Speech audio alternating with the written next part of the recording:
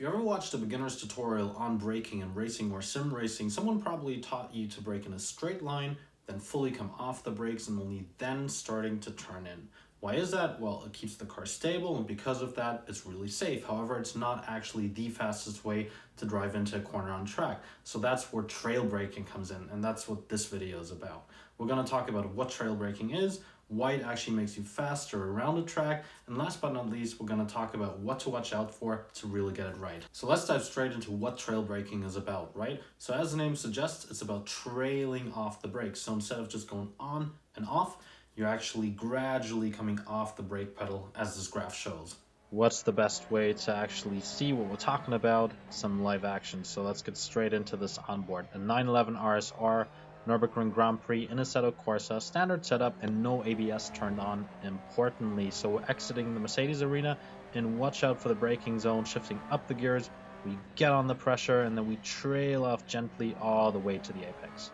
Let's look in detail at how to gradually come off the brakes in the right way.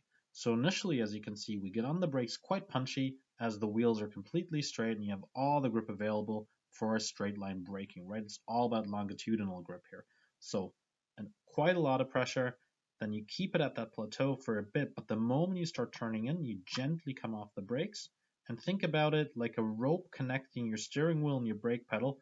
The more you turn, the less pressure on the brakes. And that's exactly what trail braking is about, right? It's about really maximizing the forces of the tire. The more you turn in, the less grip you have available for braking, but obviously you want to keep a bit of brake pressure just for that weight distribution on the front wheels. Why should you trail brake into a corner? Well, the reason is twofold. First of all, it enables you to brake much later, right? Because you have part of your braking distance in the corner rather than before, it means you can shift your braking point to later on track.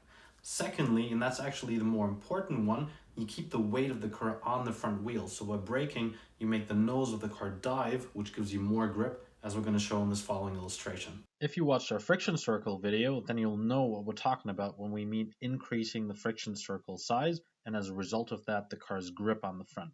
By staying on the brakes quite deep into the corner, we put more weight on the front of the car, thereby increasing the available grip, which just means we can carry more speed into the corner. And that's what trail braking is all about, instead of just keeping the car stable, which is good, it keeps it stable, right? But equally, we're just sacrificing that extra bit of grip that we could have if we actually trail braked into the corner. Now that you know that trail braking is actually the best way to drive into a corner by keeping the weight on the front of the car, you know how to maximize your time on track next time around. We did say at the start of the video there are some things to watch out for, and that is mainly to not cause the car to over or understeer. Those two aspects we're going to cover in a different video, so keep watching.